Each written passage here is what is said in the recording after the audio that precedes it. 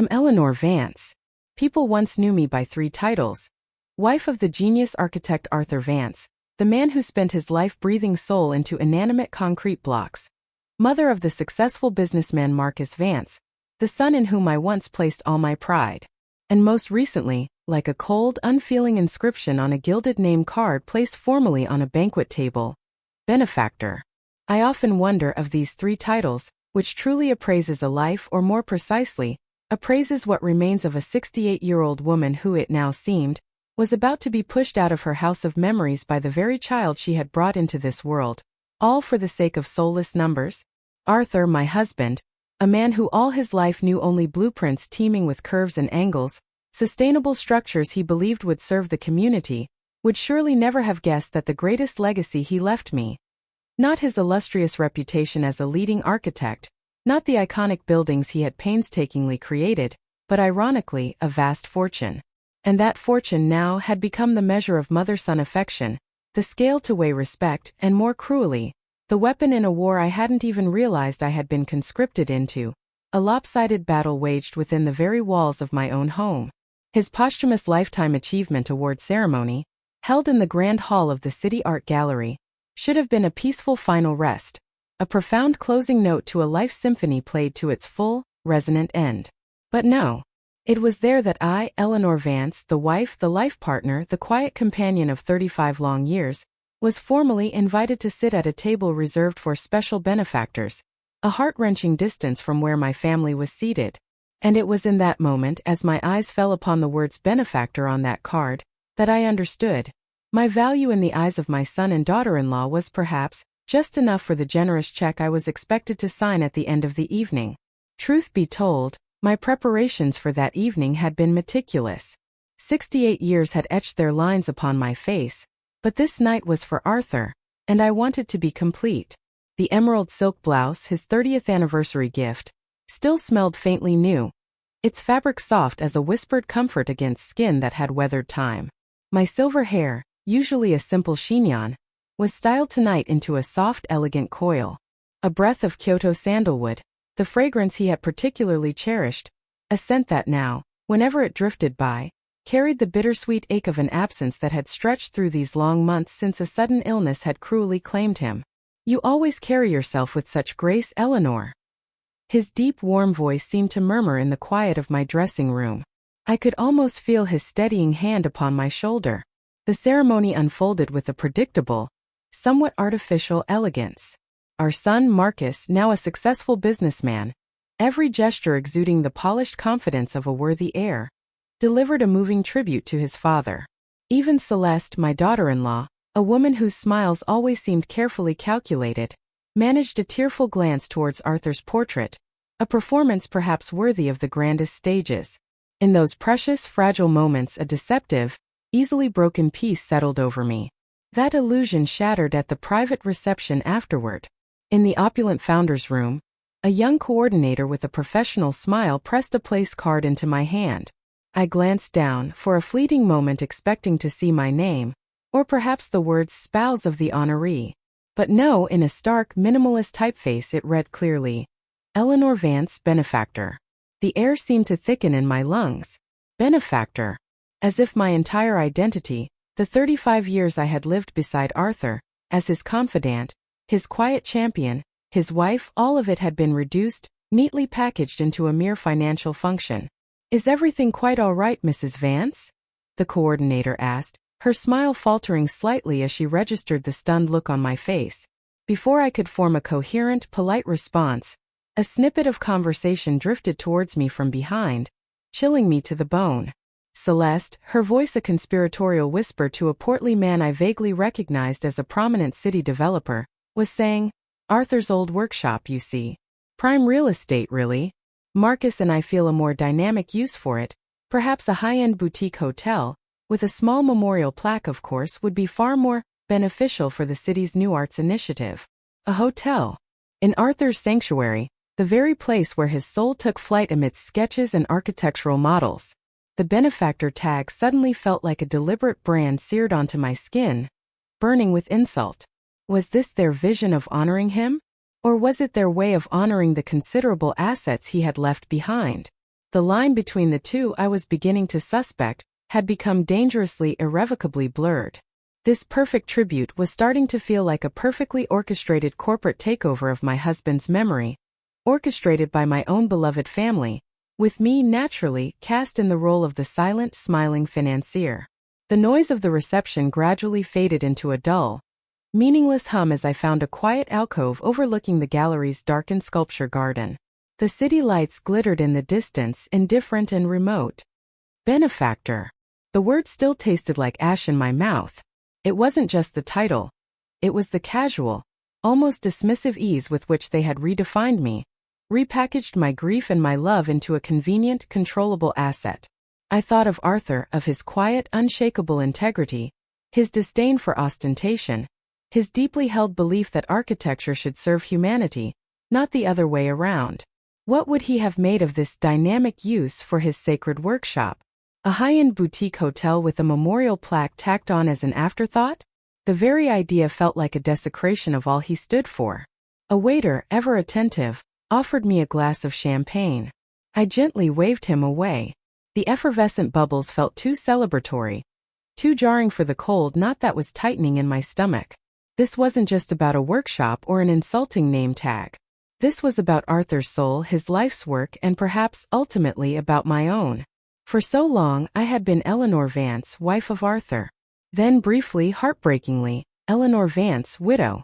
And now, apparently, Eleanor Vance, benefactor. But Eleanor, the true Eleanor, who was she in all these assigned roles? The question hung unanswered in the cool night air. The evening, I realized with a clarity that was both chilling and strangely, unexpectedly invigorating, was far from over. It was, as I had unknowingly prophesied in my own mind only moments ago, just the beginning. But the beginning of what exactly I still wasn't entirely sure. All I knew was that a deep, resonant chord had been struck within me, a note of profound dissonance that promised to grow, to demand its own symphony. And somewhere in the unseen ledger of our lives, a new account was about to be opened. That night, as I held in my hand the letter Arthur had secretly left behind, I knew this play still had its most thrilling acts to come, and the role of the benefactor was perhaps about to see its final curtain. The word benefactor echoed in the sterile silence of the ladies' lounge, each syllable a cold drop of irony. My reflection stared back, the carefully applied composure threatening to crack. Celeste's casual dismissal of Arthur's workshop, her predatory gleam when discussing its potential, replayed in my mind. This wasn't just a poorly chosen label. It was a symptom of a deeper, more insidious erosion of respect, of memory, of everything Arthur had stood for. And I, it seemed, was merely the bankroll for its demolition. I gripped the edge of the marble countertop, Arthur's unopened letter and Beatrice's notebook feeling heavy in my clutch. His words from the letter, "Trust your heart, my love. It will know the truth of my work," resonated with a new, urgent clarity. My heart right now felt like a tight drum of burgeoning anger and a profound, disorienting sadness. How had I not seen this coming? Returning to the reception was an exercise in practiced poise. I navigated the clusters of chatting guests, the polite smiles, the empty condolences, all while a silent storm raged within. Marcus found me by the lavish dessert table. "Mother, you look a bit pale. Everything all right?" His concern felt as hollow as the pastry shells before us. "Just a little tired, Marcus," I replied, my voice betraying none of my turmoil. "It's been a long evening." "Well, try the petit fours, they're divine." Celeste insisted on them. He gestured vaguely. "You know, Celeste, always an eye for quality." He paused, then, almost as an afterthought, "About the workshop, Mother. I know Celeste's ideas might seem a bit radical, but you have to understand we're thinking of its longevity, its impact. A static museum piece, no one visits those anymore. A boutique hotel, however, part of the Vance Legacy collection. That has a ring to it, doesn't it? It keeps Arthur's name alive in a modern context." His words, so reasonable on the surface, were like small, sharp stones. "Arthur's name, Marcus," I said, my voice quieter than I intended, "is already alive in every line he drew, every community center he designed for those who couldn't afford architectural flourishes, every young student he mentored. It doesn't need a hotel chain to keep it breathing." Marcus frowned, a flicker of impatience crossing his face. The one Arthur used to say meant he was about to dismiss an idea without truly hearing it. Mother, with all due respect, that's a rather romantic notion. This is the 21st century. Legacies need to be managed, optimized. Dad's old sketches, they're wonderful historically but practically speaking. He waved a dismissive hand. Assets need to perform. And am I an asset, Marcus? The question slipped out before I could stop it, colder than I'd planned. He looked taken aback, then forced a short laugh. Of course not, Mother. You're family. But you are also fortunate enough to be in a position to ensure the family's and Arthur's continued prominence. It's what he would have wanted. For us all to benefit from his hard work. Us all to benefit. The words hung there. Celeste swept over then, her smile a dazzling, insincere shield. Eleanor, darling, are you enjoying the champagne? Marcus, Councilman Davies was asking about the timeline for the workshop district proposal. He's very keen. She linked her arm through Marcus's, effectively ending our conversation. As they turned away, I saw Celeste give Marcus a quick, almost imperceptible glance, a subtle lift of an eyebrow that seemed to say, "Is she on board?" It was a fleeting moment, but it was a crack. A tiny fissure showing the calculated machinery beneath their polished exteriors. The drive home was a blur of city lights and the heavy weight of Arthur's unopened letter beside me. Back in the familiar quiet of our apartment, my apartment now, I corrected myself with a pang. I sank into Arthur's worn leather armchair, the one that still faintly smelled of his pipe tobacco and old books. The workshop manifesto and his letter lay on my lap. With trembling fingers, I finally opened his letter. My dearest Eleanor. It read, his strong familiar script a comfort and an agony. If you are reading this, it means the very things I feared have begun to pass. They will speak of pragmatism, of modernizing my legacy. They will see columns of figures where I saw light and shadow, where I saw community and human dignity. Your heart, my love, will know the truth of my work. Trust it. The enclosed notes are not a cage but a key. Use it to unlock what is right. With all my love, always, Arthur. The simple, profound trust in those lines brought fresh tears. He had seen. He had known the subtle shift in Marcus, the ambition in Celeste even then. He hadn't wanted to believe it, perhaps had hoped his influence would endure. But he had prepared. For me. The workshop manifesto was even more direct. Page after page detailed his vision for an accessible living archive. A place for students to learn not just from his successes but his noble failures, his experimental designs for sustainable, low-cost housing. He named specific colleagues like Beatrice, whom he trusted to guide such an endeavor. There was no mention of boutique hotels, no thought of maximizing assets. There was only passion, principle, and a fierce desire to pass on the craft, not just the brand. The night was long. Sleep was a distant country. My mind spiraled, replaying conversations, gestures, Marcus's dismissive wave, Celeste's appraising eyes, the way the Benefactor tag had effectively erased wife. Each memory was now filtered through the lens of Arthur's letter, his manifesto. It was like finding a hidden key to a room I'd lived beside my whole life but never truly entered. The room where the carefully constructed facade of family loyalty had begun to crumble, revealing something colder, harder underneath.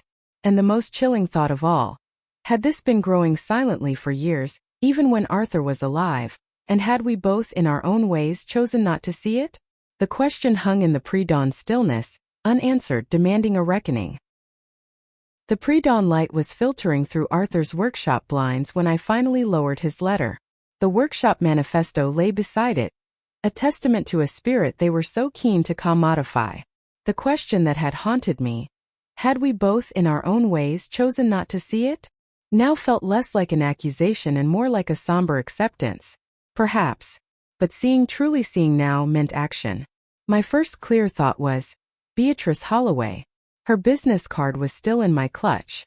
I dialed, my hand surprisingly steady. It was early, but I had a feeling Beatrice was an early riser. She answered on the second ring, her voice crisp and alert. Beatrice, it's Eleanor Vance. Eleanor. I was hoping you'd call. Did you read what Arthur left? I did, I said, the words heavy with all they implied.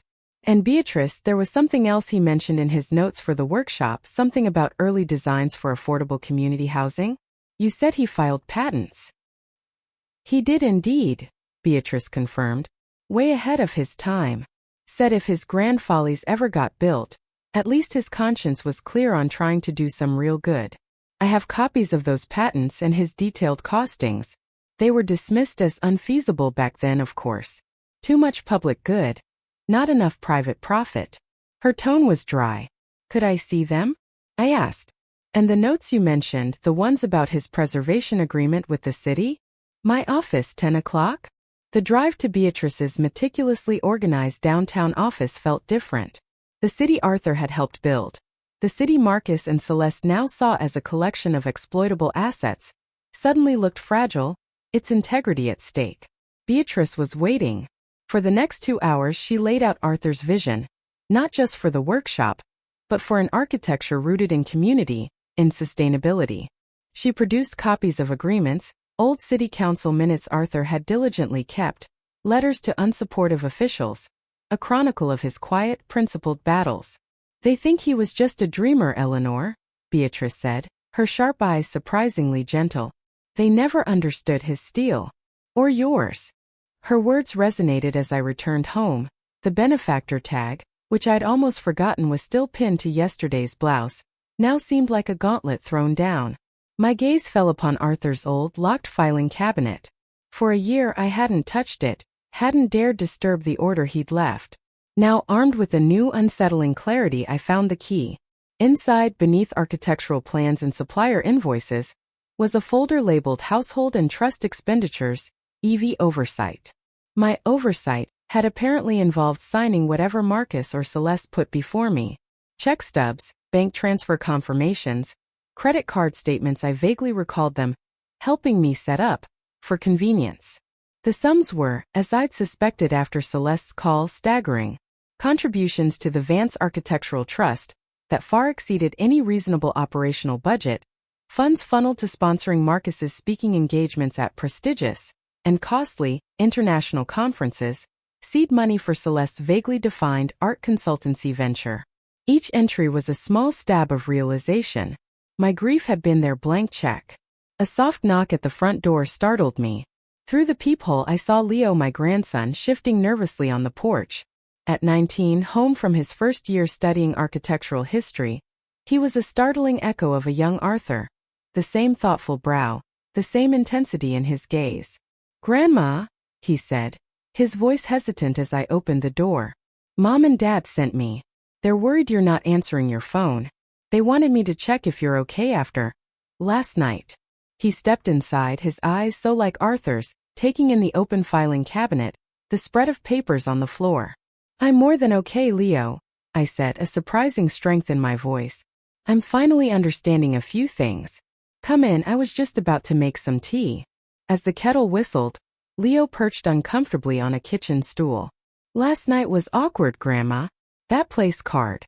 And what Mom was saying about the workshop. What did you think of it, Leo?" I asked, watching him closely. He looked down, then met my gaze directly. "Grandpa would have hated it. The hotel idea. He showed me his early sketches for the workshop when I was little, remember? He wanted it to be a place where ideas could breathe, where young architects could learn from him, mistakes and all. He always said architecture wasn't about trophies, but about service." A lump formed in my throat. Here was Arthur's true heir, not in name or finance but in spirit. "Your parents," I said carefully, "seem to have a different interpretation of his legacy." Leo sighed, a sound too weary for his age. "They've changed, Grandma. Or maybe I've just grown up enough to see it. Ever since Grandpa passed, it's all been about the Vance brand, the Vance influence. Sometimes I hear them talking about you, about your money." He stopped, embarrassed. "Go on, Leo," I urged gently. They talk about how Grandpa left you very comfortable," he mumbled, "and how it's important that wealth stays managed properly for the family's future. Last week, I overheard Dad on the phone with an estate planner, asking about ways to protect Mother's assets from unwise decisions as she gets older." "Protect my assets? From me?" The audacity was breathtaking. "Thank you for telling me, Leo," I said, my voice very quiet. I poured the tea, my hands not trembling this time. "There's something else your grandfather left." Something I think you, of all people, would understand. I led him back to the workshop to Arthur's manifesto. He read it in silence, his young face growing increasingly troubled, then resolute. This, he said, finally looking up, his eyes blazing with a youthful idealistic fire that mirrored Arthur's. This is what the trust should be doing. Not building luxury suites. I agree, I said. And in that moment a plan audacious and clear began to form in my mind. It wasn't just about protecting a workshop anymore. It was about reclaiming Arthur's soul. And in doing so perhaps reclaiming my own. The benefactor might have been silenced, but Eleanor Vance was just finding her voice. The ledger was indeed open, and the accounting was about to begin. The decision to reclaim Arthur's legacy, and my own life along with it, settled into my bones with a surprising solidity. The anger and hurt from the benefactor incident hadn't vanished, but they were now forged into a cool, sharp instrument of resolve. My conversation with Leo, his innocent yet damning observations of his parents' casual avarice, had been the final catalyst. The ledger was open, and it was time for the first entry in my own hand. My follow-up meeting with Beatrice Holloway was conducted with the precision of a military campaign, albeit one fought with archive boxes and decades-old correspondence rather than cannons. We sat in her sunlit office, Arthur's workshop manifesto, and his meticulously detailed patents spread before us like battle plans. Leo, at my insistence, joined us, his young eyes absorbing every detail, his occasional astute questions echoing Arthur's own intellectual rigor. The City Council has a historical preservation committee, Beatrice was saying, tapping a neatly typed agenda from a meeting Arthur had attended years prior. Arthur presented his initial concept for the workshop as a public-private educational partnership. They were lukewarm then, more interested in attracting luxury retail. She gave a wry smile. Some things don't change. But Arthur noted here, Leo interjected, pointing to a passage in the manifesto, that he secured provisional heritage site consideration for the building's facade and core structure, tied to his early patents. If that's still on record. It likely is, Beatrice mused. Bureaucracy forgets many things, but formal designations, however dormant, have a way of lingering. It would certainly complicate any boutique hotel conversion that involved significant structural alteration. A small satisfying warmth spread through me. Arthur, even from the quiet of memory, was still providing ammunition. Beatrice, I said, would you be willing to help us draft a formal proposal to the trust board, and perhaps to the city, outlining Arthur's original vision for the workshop as an educational center? It would be my distinct honor, Eleanor, she replied, her eyes shining. Arthur always said I was the only one who could decipher his more enthusiastic schematics. While Beatrice began compiling a formidable dossier, I turned my attention to another front, my own carefully documented benefactions. The sheer volume of financial support I'd extended to Marcus and Celeste since Arthur's death, now laid out in neat columns by Leo, who had a surprising knack for spreadsheets, was not just startling, it was evidence. Not of my generosity, as I'd once benignly believed, but of their calculated, systematic exploitation. An opportunity to test the waters, to gauge their current assumptions, arrived sooner than I expected. Celeste called, her voice oozing a synthetic sweetness that now grated on my nerves. Eleanor, darling, I was just speaking with the caterers for the annual Children's Hospital Charity Gala. You know, the one you so wonderfully sponsored last year. The unspoken expectation hung heavy in the air. Last year's sponsorship had cost me nearly $50,000. Ah yes, the gala, I said, keeping my tone light, non-committal. Well, they're looking for a legacy sponsor this year, Celeste chirped. A rather more significant commitment, of course, but imagine the prestige. The Arthur Vance legacy sponsor. It has such a lovely ring, doesn't it? And Marcus feels it would be very good for the trust's profile, and naturally, for keeping Arthur's name prominent. My Arthur, whose most prominent desire had been to build decent housing for those in need, now to be the posthumous sponsor of a society ball, he would have avoided like the plague. Celeste, I said, and I could hear the new steel in my own voice, a sound that seemed to surprise even myself. That sounds like a very significant undertaking for the trust. Perhaps Marcus should present a detailed budget and justification at the next board meeting? As primary contributor, I would naturally want to review the full scope and financial implications before any commitments are made from my personal funds, or even from trust funds heavily reliant on my contributions. There was a stunned silence on the other end. I could almost hear the gears grinding in Celeste's mind as she tried to process this uncharacteristic resistance. Well, of course, Eleanor, she finally managed, her voice a fraction tighter.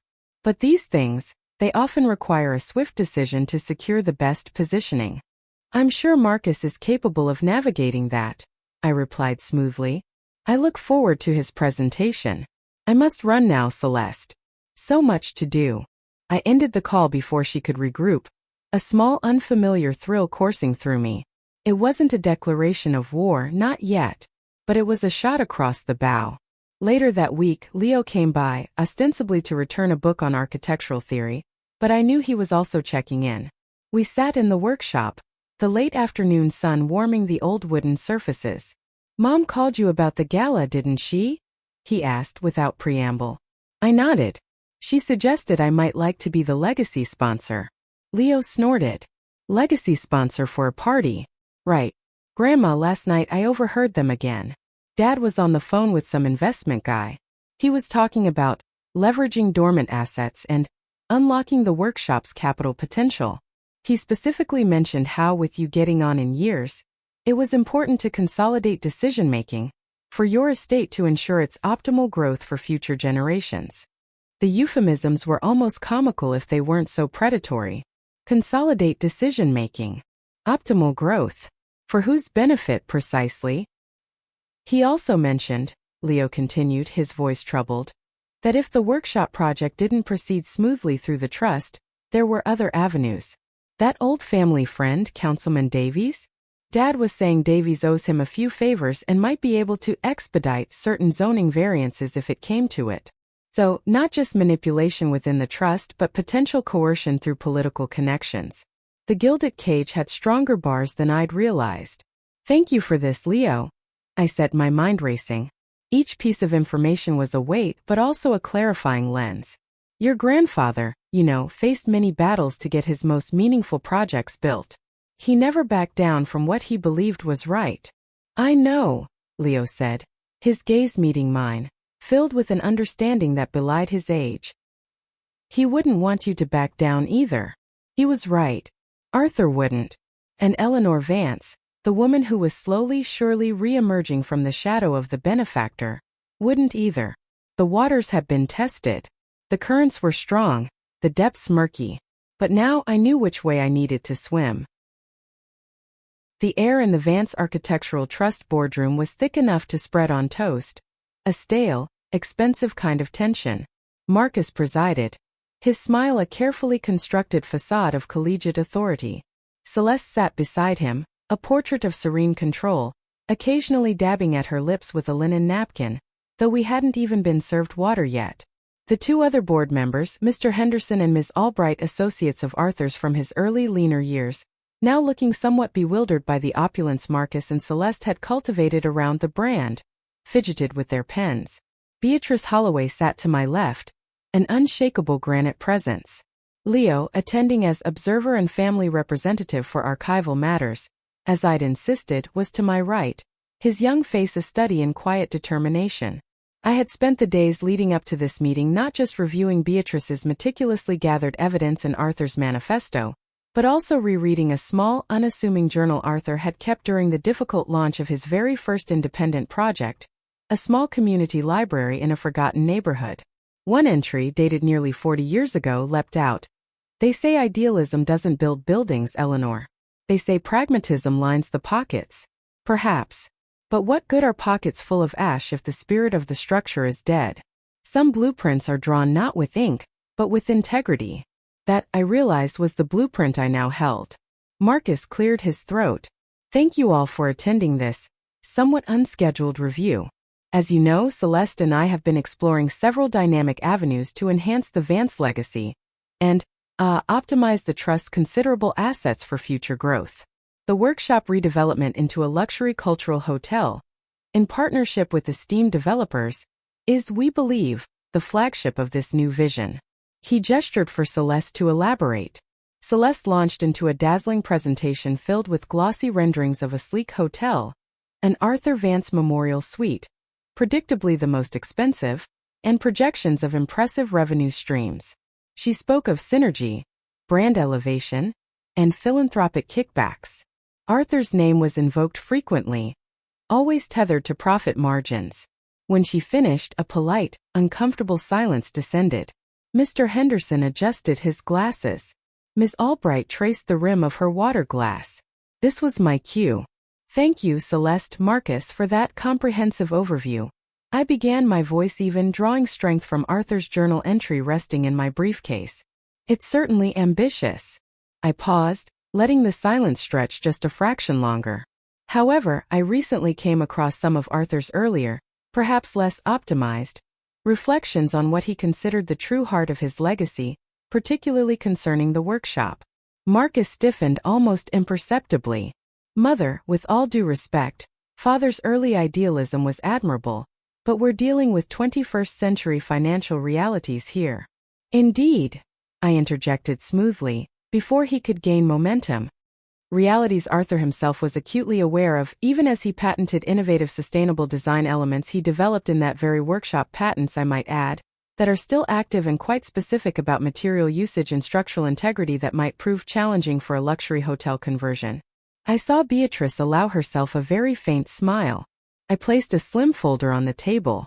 These are copies of those early patents, along with detailed notes from Arthur outlining his explicit desire for the workshop to be a living archive and teaching resource.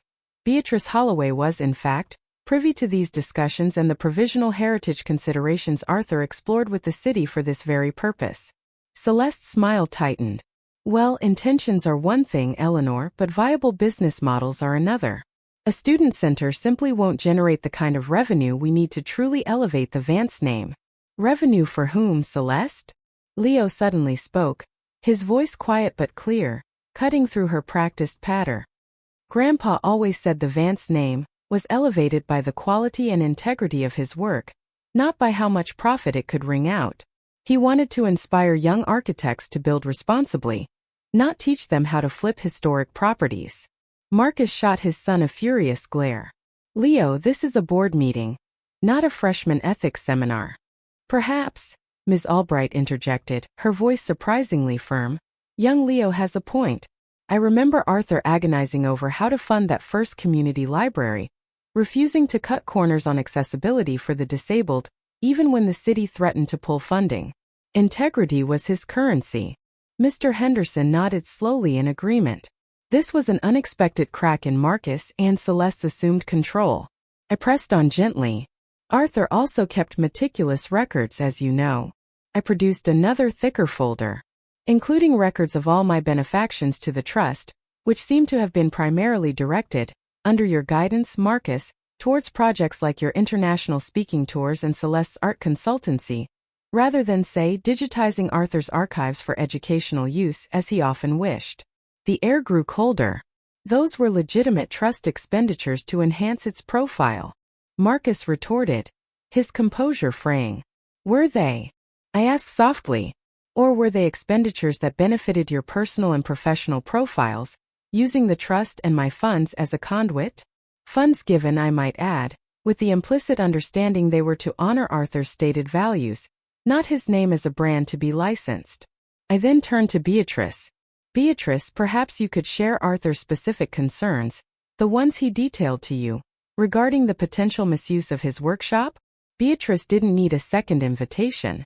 With quiet precision, she laid out Arthur's anxieties, referencing specific conversations, even an unsent letter he drafted to Marcus expressing disappointment over a particularly aggressive business deal Marcus had pursued years ago, a letter Arthur had shown her in a moment of rare vulnerability. She spoke of Arthur's hope that his core values would guide his family, and his fear that the siren song of the market might prove too loud. As Beatrice spoke, Marcus's face went from flushed to pale. Celeste stared fixedly at her untouched water glass. The benefactor who had been their silent, compliant resource was systematically, factually dismantling their narrative. So, I concluded after Beatrice finished, it appears we have two blueprints for Arthur's legacy. One involves a luxury hotel maximizing profit. The other, Arthur's own, involves education, sustainability, and community. The trust was established to honor his intentions. As the primary contributor, and as his widow, I believe it's time we realigned our actions with Arthur's true blueprint. I paused, looking directly at Marcus, then Celeste. Therefore, I am formally proposing that all plans for the workshop's commercial redevelopment be immediately suspended. Instead, the trust will redirect its efforts and my future, very substantial benefactions towards establishing the Arthur Vance Center for Sustainable Architectural Study, as per his original vision, and making his archives fully accessible. The silence that followed was absolute. A silence so profound you could hear the city's distant hum. The benefactor had spoken.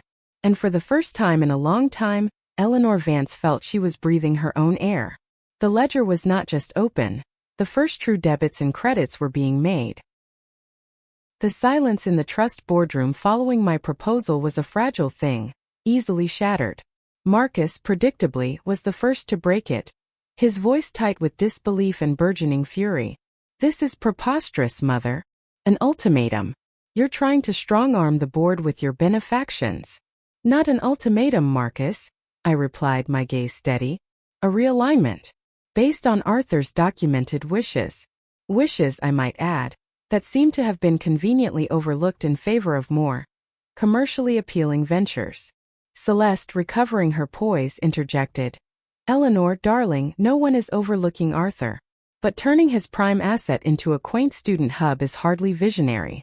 It's sentimental." "Perhaps," I conceded.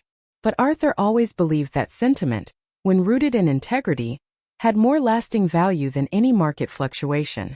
I then addressed the two other board members, Mr. Henderson and Ms. Albright, who had remained largely silent, their expressions a mixture of surprise and dawning comprehension. "Arthur valued your counsel in his early years. I trust you'll consider his true intentions carefully."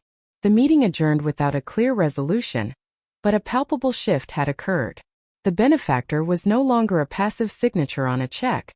She was a force to be reckoned with, armed with Arthur's own words.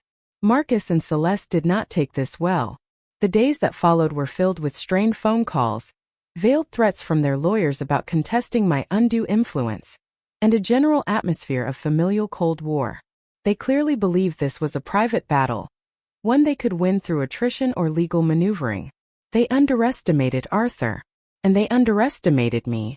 With Beatrice's legal acumen and Leo's tireless energy, we didn't just prepare for a boardroom fight. We prepared to take Arthur's true story public. Beatrice unearthed contacts in architectural journals and preservation societies. Leo, with a passion that mirrored his grandfather's, began meticulously digitizing Arthur's workshop manifesto, his early sustainable design patents, and even his heartfelt letters about community architecture. 2 weeks after that fraught board meeting, just as Marcus and Celeste were escalating their legal threats, the Arthur Vance, the People's Architect online archive went live. It wasn't a flashy launch, a simple website, a series of posts on niche architectural forums by respected academics Beatrice knew, a quiet press release to local arts journalists. But its impact was immediate and astonishing. The manifesto, with its fiery defense of architecture as a social good, resonated deeply with the younger generation disillusioned by corporate monoliths. His innovative, almost prescient sustainable designs, long buried, were hailed as visionary. Students, young architects, even retired city planners who remembered Arthur's early idealism, began to share his story. The hashtag Arthur Vance True Legacy started trending in small but significant circles. Local papers picked it up. Forgotten genius, the real vision of Arthur Vance. The carefully constructed narrative Marcus and Celeste had built around the Vance brand, one of opulent success and shrewd investment, began to crumble. Their boutique hotel project, which had been quietly presented to potential city partners, now looked less like a tribute and more like a crass exploitation when juxtaposed with Arthur's eloquent desire for an educational center. The City Council's Historical Preservation Committee, upon receiving a formal presentation from Beatrice backed by a sudden surge of public and professional interest, rediscovered Arthur's original heritage proposals for the workshop. Councilman Davies, who had previously been so receptive to Marcus's dynamic use ideas, suddenly became unavailable for comment. The ground was shifting, not from a private tremor, but from a public earthquake of recognition. The next trust board meeting was a very different affair. The glossy renderings of the hotel were gone. Marcus and Celeste looked diminished. Mr. Henderson and Ms. Albright, emboldened by the public discourse and armed with their own rekindled respect for Arthur's principles, spoke forcefully in favor of my proposal. The vote was a formality. The Arthur Vance Center for Sustainable Architectural Study was approved. My future benefactions were formally pledged to it. Later that day Celeste called. Her voice, usually so poised, was thin. You went public, Eleanor. You turned this into a media circus. Arthur would have hated the publicity. Arthur hated dishonesty more, Celeste. I replied, not unkindly. He believed in the power of shared ideas. His ideas simply found their audience. It seems they resonated more strongly than a luxury suite named in his honor. There was a long silence. Then she hung up. The calls for financial assistance, for various personal projects ceased. The mentions of managing my assets vanished. Marcus and Celeste attended the groundbreaking ceremony for the center, their smiles brittle, their presence a necessary performance. They spoke vaguely of moving to Florida, of exploring new opportunities. Their sphere of influence in the city, once so carefully cultivated through a facade of Arthur's success and my money, had significantly contracted. The tap had been turned off, and the social wellspring had, it seemed, run a little dry. 1 year later, I stood in the doorway of Chapter 1. The bookstore Michael had finally opened in a charming converted Victorian house downtown. He'd used part of a modest, no-strings-attached loan I'd provided. An investment, not a handout. Sunlight streamed through the tall windows, illuminating shelves of carefully curated books and comfortable reading nooks. In the children's section, a mural I had painted, a whimsical forest scene, covered one wall. Twice a week I let story time. I had even, to my own surprise, sold a few of my paintings at a local gallery. The bell over the door jingled and Jennifer, my granddaughter, stepped in pushing a stroller. Baby Roberta, named for her great-grandfather, gurgled happily. Jennifer and I had found our way back to each other slowly, cautiously, after she had confronted her parents about their actions and started forging her own path, supported by Mark, her quiet, steadfast husband. "Grandma," she said, her smile genuine. "Just in time for tea and scones." Emma, Michael's bright, kind girlfriend, waved from behind the small coffee counter. As we sat, Michael joined us, his face alight with plans for a new series of writing workshops. "Thanks to you, Grandma," he said. "This place is more than just a store. It's becoming a real community hub." I looked around at the sunlit space, at my grandson's earnest face, at my granddaughter and great-granddaughter. Robert's presence felt strong here, not in an oil portrait or a cold bronze plaque, but in the alive, creative, community-focused energy of the place. He had tried to protect me with his codicil, and it had given me courage. But it was his true work, his true spirit once unveiled, that had truly set his legacy and me free. They tried to write my story for me, I thought, a quiet smile touching my lips as I watched Roberta reach for a colorful picture book. They wanted to label me, define me, confine me to a role that served their interests. But a name tag in the end is just paper. It's the story you live, the blueprints you choose to follow, that truly define who you are. I was Eleanor Vance, and this was my chapter. The ledger at last felt beautifully, authentically balanced.